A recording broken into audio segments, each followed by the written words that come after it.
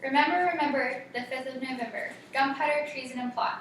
I know of no reason why this gunpowder treason should ever be forgotten.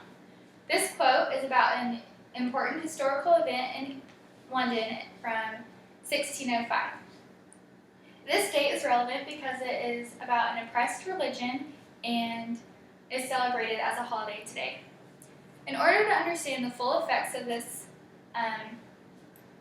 important day I will explain to you the religious historical context, what happened on that day, and what the results were. So in the 17th century, Rollins in 2007 discussed that Queen Elizabeth I was an Anglican, so she observed the religion of the English Church, which really believed that the monarchy or the king and queen had full authority over the citizens and the clergy and even the popes. So this was very kind of demeaning and enforced upon Catholics who believed that popes had more authority than the monarchy. When Queen Elizabeth I died, Catholics were really looking forward to James I as a king because his mother was a Catholic. So they thought he would be more tolerant of them practicing their religion and would kind of just let them have that freedom. But Greenspan in 2012 actually discussed how this was not the case. James I was actually really intolerant of Catholics. He wanted the Anglican Church to be observed and that his full authority would be observed with it. So this kind of motivated a group of men to take action and kind of plot to kill James I in order to make a point that they cannot be oppressed and that they deserve a say. So with that, Robert Catesby was the leader of this plot. He wanted to blow up the House of Lords, which housed Parliament and King James when they would meet together and talk about the government. So he got a group of a total of 13 men together, and the most famous man of this event is a guy named Guy Fawkes. He was the one that was caught in the middle of this scheme. So what happened was Guy Fawkes rented a cellar under the House of Lords, and all the conspirators stored 36 barrels of gunpowder, which they probably bought off the black market. And Greenspan also discussed that one of the conspirators tipped off one of their family members in the Parliament about this scheme to blow up Parliament because they did not want him to fall a victim to this debacle. But that kind of blew up in their face, ironically, because the man actually told King James I about this plan. So James I sent a search party out to the cellars, and they found Guy Fawkes lurking among the gunpowder barrels. So James I sentenced Guy Fawkes to the Tower of London so that he could be tortured for further information.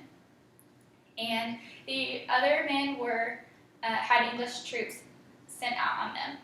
And because of that, 4 men, including Robert Catesby, the ringleader, they were killed during that pursuit. And all the other men were arrested and sentenced to death for high treason. In January of 1606, they finally reached that verdict. And this required them to be hanged, drawn, and quartered. So it was very dramatic and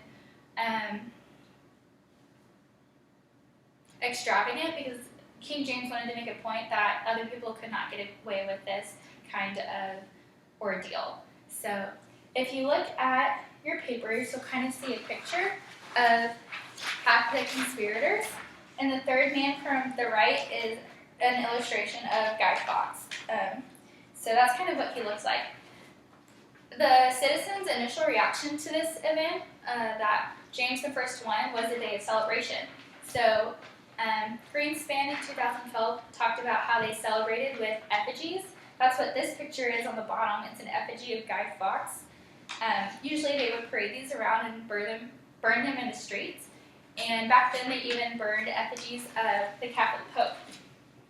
Parliament then established November the 5th as a day of Thanksgiving. But this kind of began to change later on. Marcus in 2014 discussed how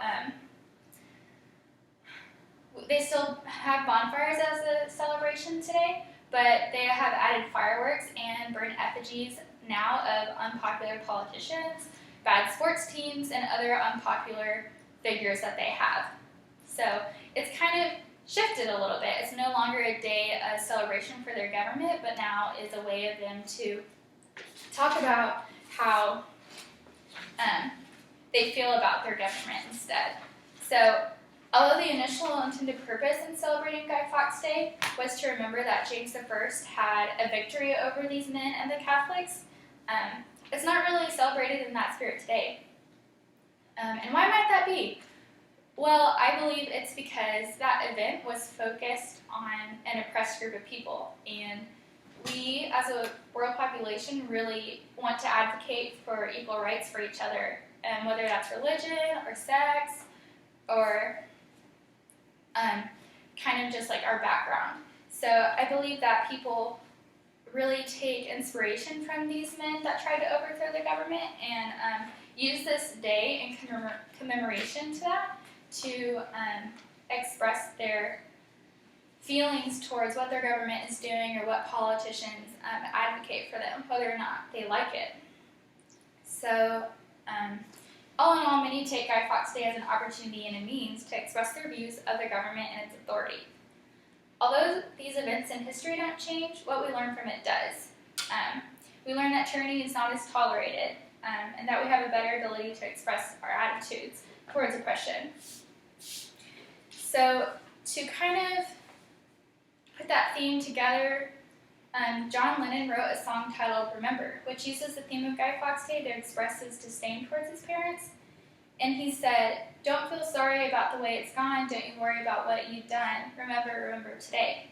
And these lyrics reflect November the 5th, 1605, because it encourages us to remember what has occurred in the past in order to motivate our present and our futures. Those 7 minutes.